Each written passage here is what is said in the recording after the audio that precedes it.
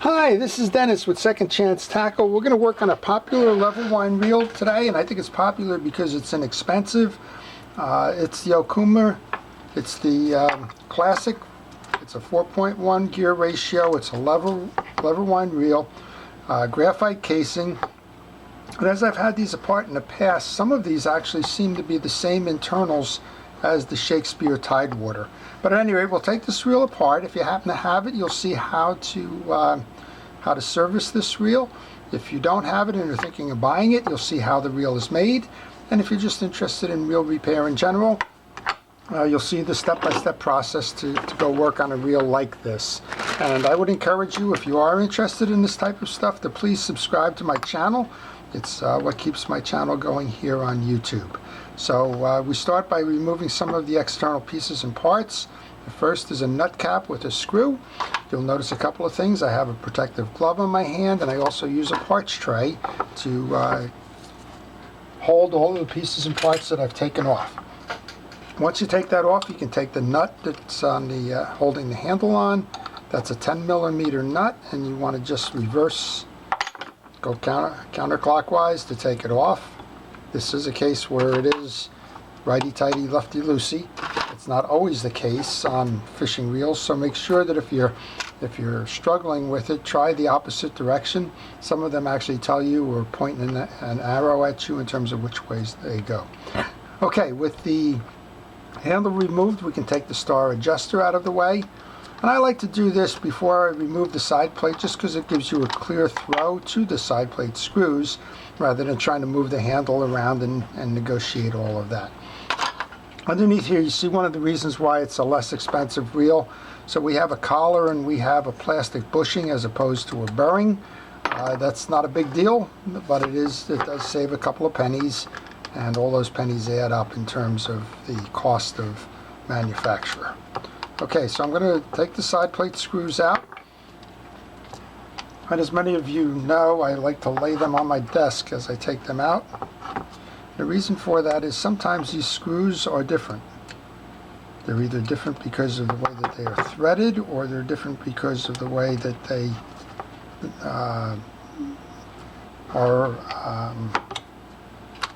sizes, length of the screw itself. In this case, the first two are the same. And these are a coarse thread machine screw. That's because I guess they're going into plastic or graphite, whatever this case is.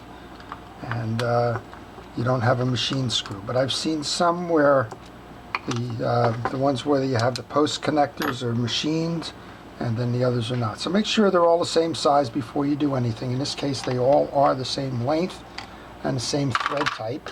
So those can go in. And actually, I think where I saw that was on the Tidewater, which this reminds me of. So we're going to take that apart, and this is almost identical to a Tidewater side plate. As a matter of fact, I'm going to stop the video for a moment. I'm going to go get a Tidewater, which is a Shakespeare product side plate, just to show you.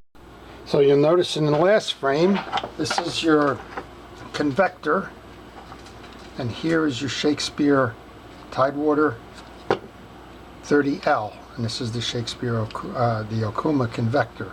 So they're almost identical. I would bet you that the parts, you can see the throw for the free spool release, the orientation on the spring, the jack, the spring that holds the anti-reverse dog.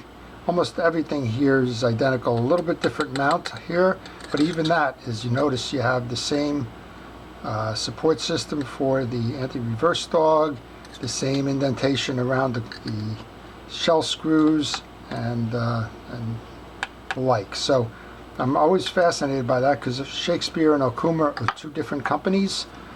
They're not in any parent company relationship or anything like that, but these reels are darn near identical.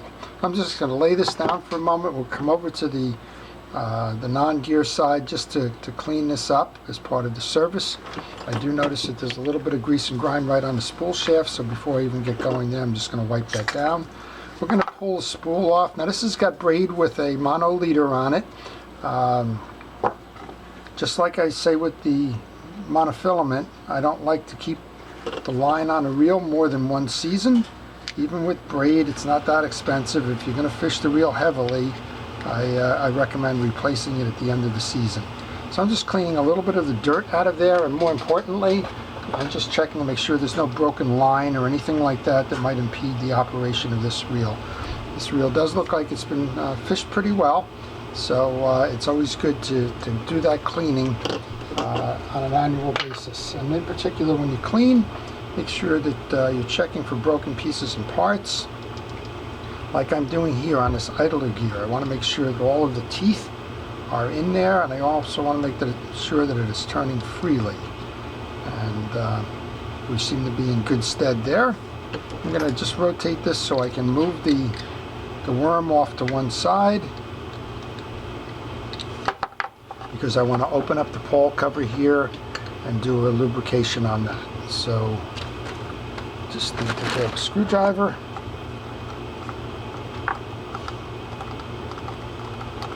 Taking off the pawl cap now.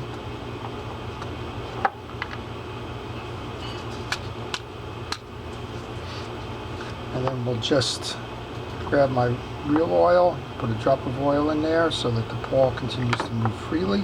Now, if you had any thoughts that this level wind wasn't operating properly, if it seemed to get hung or whatever, you could remove the whole assembly. You could take the pawl out and so on. In this case, it appears to be operating fine. We were just seeing that as we were moving the assembly. Now I'm moving it just to make sure I have the pawl inside the channel where it should be, so that it operates and turns freely without binding, which it does. Okay, so that's the back side of this. Just take a look at the back side of this. Same thing, make sure that the teeth are all good. We can put a little bit of grease onto the metal driver here. That's going to drive the idler gear. And we're just going to go reinstall this. And I always get stuck when these folks put these leaders on. They always seem to want to jump out because of the memory in the line. And I know some of you have said use rubber bands and tape and the like, and that'll stop it from getting trapped, and I haven't learned my lesson yet, I guess.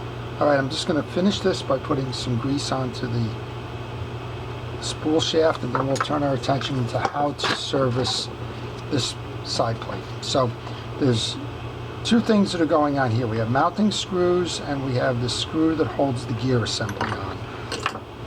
This is not a case where you can remove the three side plate screws and remove the bridge assembly. It doesn't work that way on this reel. So what you want to do is you want to remove the screw that goes through to the main shaft. I'm going to hold it with the handle to do that. And I'm going to reverse that out.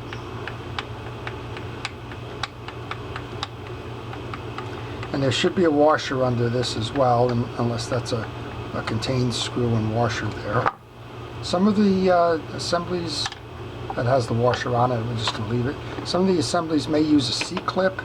That's okay, it's basically the same thing. Here's that little washer that I was looking for. I'm going to put that right on top of the screw in my parts tray. Now I can go over and remove the bridge assembly. There's a little bit of dirt and grease on there, so let's get that out of the way. Then we can pull the three screws here.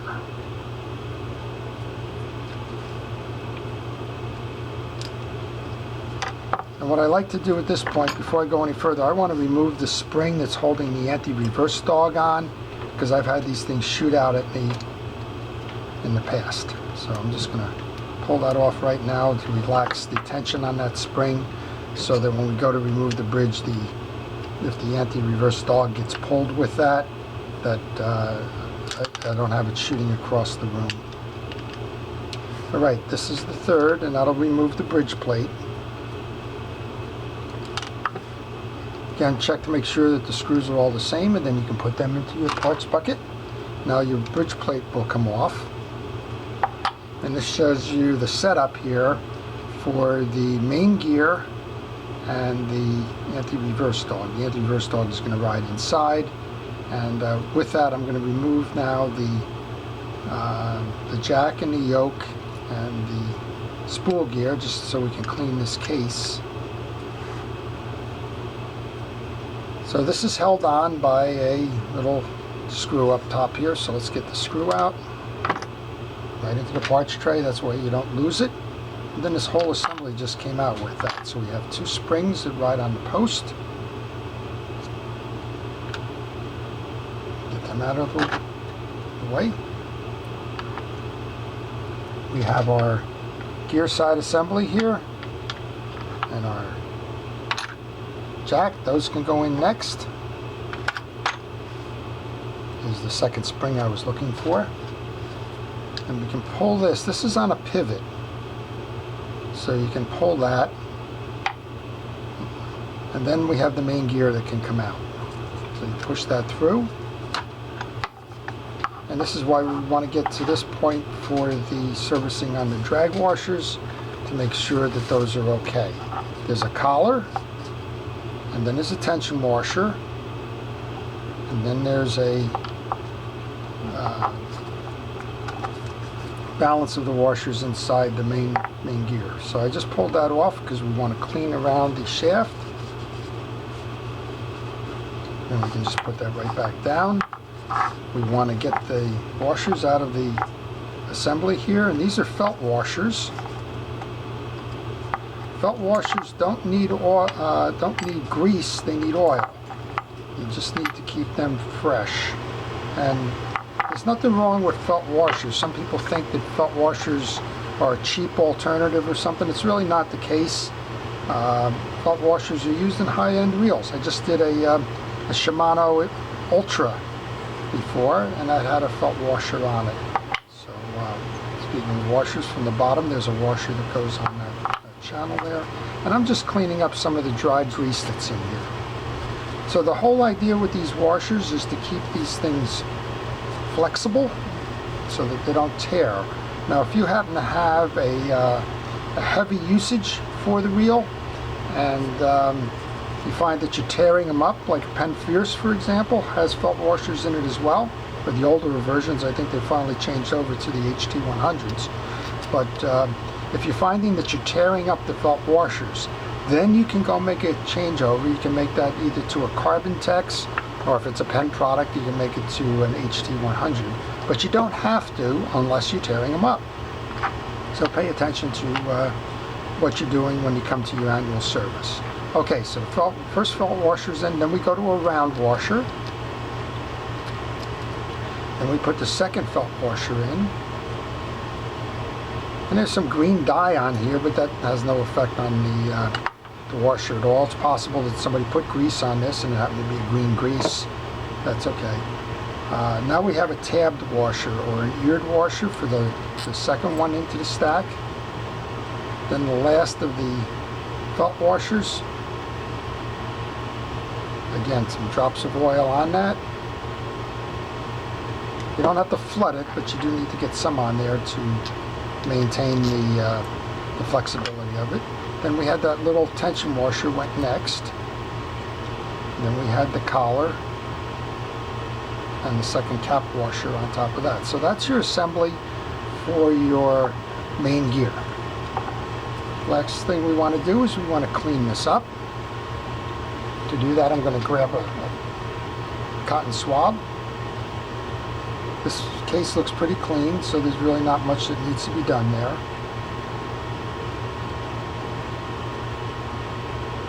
To the extent that we need to do something, that's the way to do it. Okay, so now we grab the main gear assembly that goes through the hole there. We grab next, we can put the yoke, the spool gear. These are dry, so these need to get some lube. I'm using a fishing reel grease. I use Penn Precision reel grease for this. I tell all of my folks that ask me, is there available alternatives or substitutes?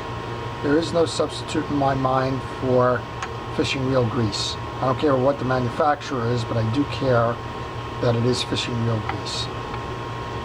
The reason for that is it's relatively inexpensive and it's designed for use in marine applications and water, and the design folks that work with the engineers know what is needed, and usually it involves some type of a anti-evaporation or water resistance or something like that.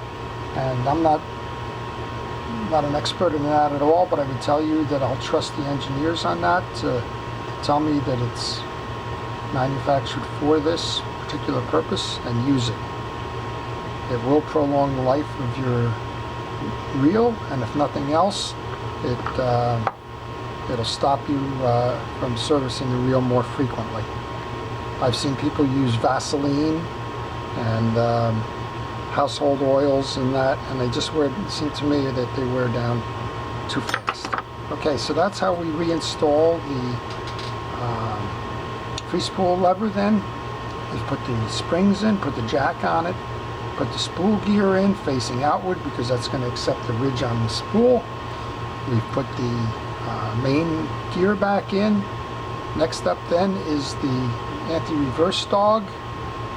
Now that sits in a little hole here, that end pivot. Just like that. The ferrule just came out. And we should be able to put that spring back on now before we put the bridge on. You don't have to, but we should be able to do that. And actually, one of the ways to do that is to hook it over the post first.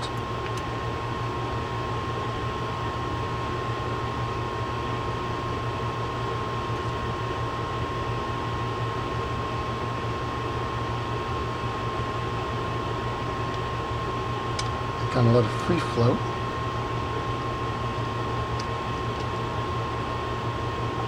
And then you can grab your,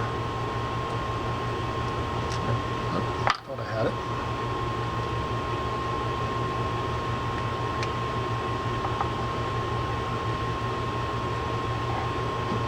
Hold it this time.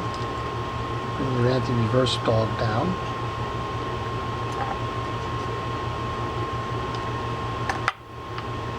Grab your pivot, set that in, and now you're set on this as well. So we have the anti-reverse dog, we have the jack. So now what's up is you got to put the bridge plate on. Bridge plate only goes one way. Look for the hole for the pivot. So that's the next piece that gets installed.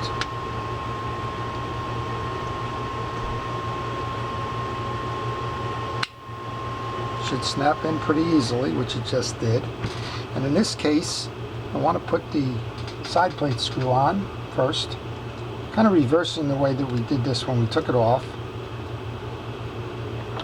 I want to put the bridge screws into the side plate. Those are the flat-headed screws. There's 3 of those.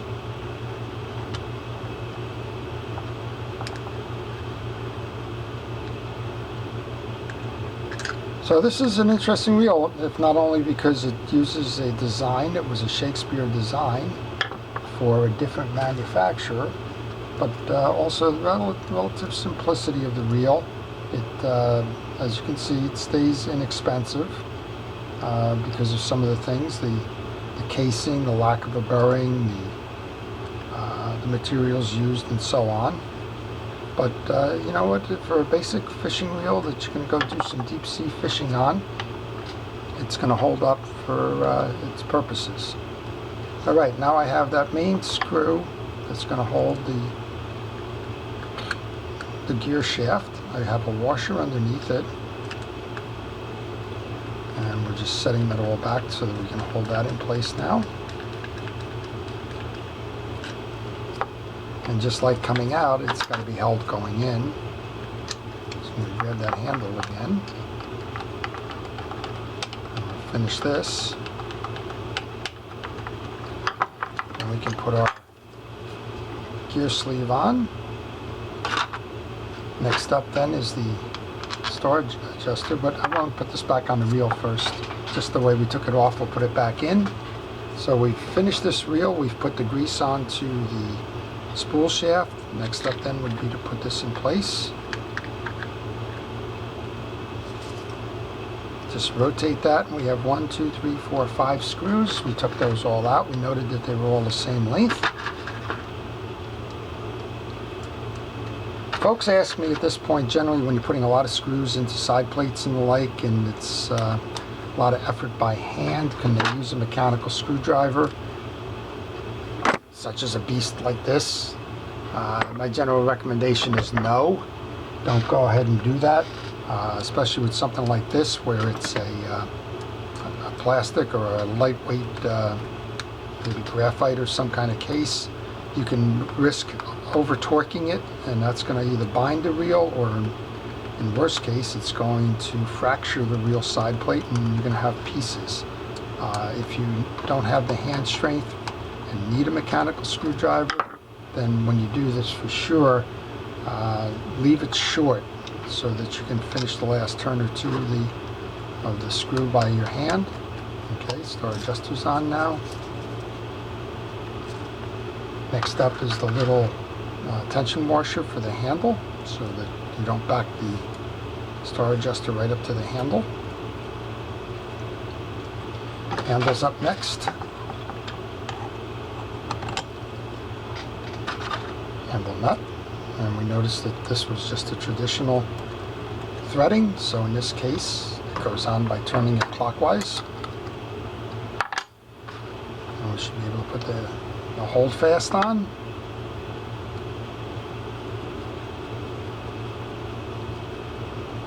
And there we go. So test drive it. Want to make sure that our drag is holding. Little noise on the handle. I like to use a penetrating oil for that. It's usually just an accumulation of some salt. You have two places you can put it, and one in the hole on the top of the mount and one on the bottom, and it takes care of that pretty much right away. So there you go. This is the Okuma Classic 4.1. It's very similar, as we noted, to the Tidewater 30L, which is a Shakespeare product. And this one's ready to go fishing again. A little bit of cleanup here, and that's it. So I hope you've enjoyed it. If you did, again, please subscribe if you haven't already done so. And with that, I'm going to wish you good fishing and have a nice day. This is Dennis with Second Chance Tackle. Thank you for watching.